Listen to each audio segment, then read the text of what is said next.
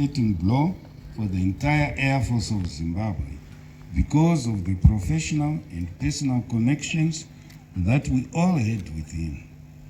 It is even more painful to accept because it comes hardly a month after the passing on of another air officer.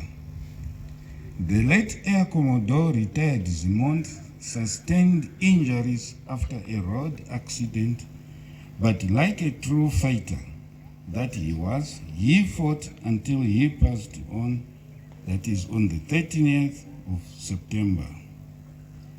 On behalf of the Air Force of Zimbabwe officers, members, and indeed on my own behalf, I wish to express our deepest sympathies to the entire family, relatives, and friends on your loss. For the better part of his life, he was in the Air Force family, and it is therefore befitting that he is honored with this funeral parade. He was hardworking. He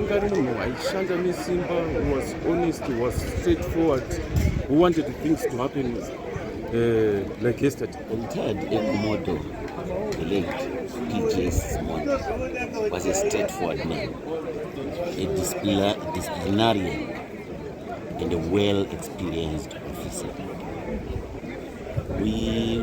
I knew him, or I met him 1984 in the Air Force.